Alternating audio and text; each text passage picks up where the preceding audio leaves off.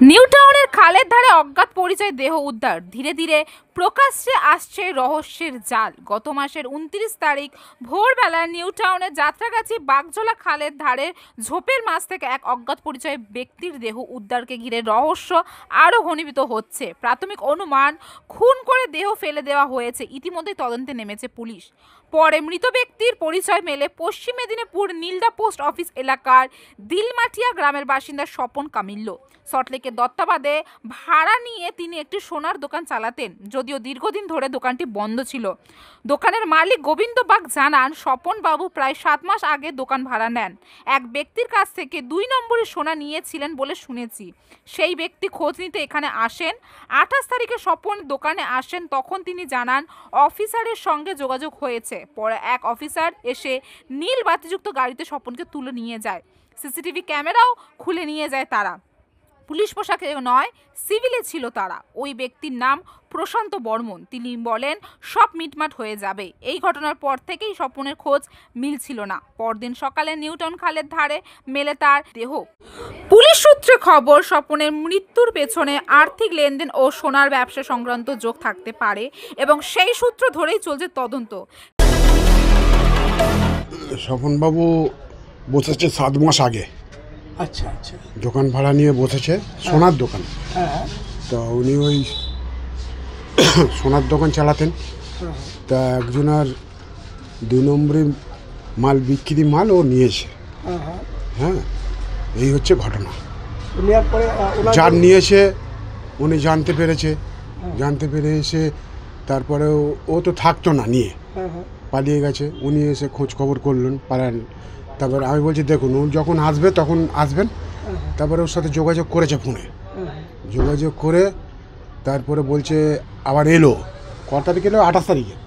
28 তারিখে আসতে তখন বলছে, আমি বলছি কী ব্যাপার হলো?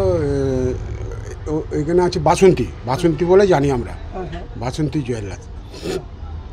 তারপরে বললাম, ও বললো যে আমি এই করেছি। তা বলছে ওনার সাথে যোগাযোগ হয়েছে, অফিসারের সাথে যোগাযোগ হতে উনি আসতে হুড়পুড় করে ওকে তো তুলে নিয়ে চলে গেল। ওর ক্যামেরা নিয়ে চলে গেল ঘর থেকে। পুলিশ নিয়ে গেল নাকি? না, অফিসার, ভিডিও অফিসার।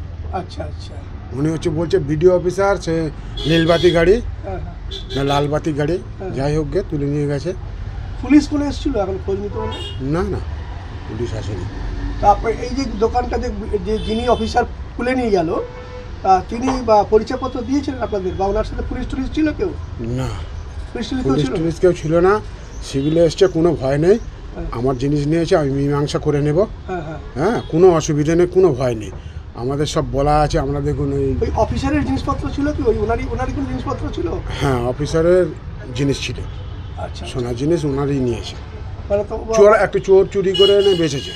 আচ্ছা, এই হচ্ছে ব্যাপার। আচ্ছা, ওনার বাড়ির ওই দিকে। এবার এই স্বপনের তো দেহ পাওয়া গেছে, বডি পাওয়া গেছে। হ্যাঁ, তো তাকে খুন করা হয়েছে, চোখ উপড়ে নেওয়া হয়েছে। হ্যাঁ, তো কীভাবে দেখছেন বিষয়টাকে? এটা তো থানা পুলিশের ব্যবস্থাপনায় হওয়া উচিত ছিল। যদি কোনো ভুল থাকে তাহলে আইনগত ব্যবস্থা নেওয়ার কথা। সেখানে তাকে মেরে ফেলা হয়েছে। কি বলবেন আপনি বাড়িওয়ালা হয়ে? তা এমন ব্যবহার করেছে তে আমার সাথে। হ্যাঁ, বলছি যে কোনো অসুবিধে নেই, ছেড়ে দেবো। তাই এখানে এসে ধুমকি দামকা এটা সেটা করে নিয়ে চলে গেল, তুলে নিয়ে চলে গেল। হ্যাঁ, আমাকেও নিয়ে যেতে গিয়ে আমাকে ছেড়ে দিয়েছে। আর কি বলবো বলুন? হ্যাঁ, কোথাকার ভিডিও? ওনার হচ্ছে জলপাইগুড়ি, এইসব শুনছি ভিডিও। ওনার নাম কি পুরো? ওনার নাম হচ্ছে কি বর্মন, প্রশান্ত বর্মন। প্রশান্ত বর্মন। উনি জলপাইগুড়ির দিকে ভিডিও আছে, তাই তো? হ্যাঁ, ওনার বাড়িতে জিনিস চুরি হয়েছিল, সেটা ওনার কাছ থেকে পাওয়া গেছে। হ্যাঁ, ওনার কাছ থেকে উনি স্বীকার করেছে যে নিয়েছে, যে আমরা মিটমাট করে নিচ্ছি, গিয়ে দিয়ে দেবো, অসুবিধে নেই।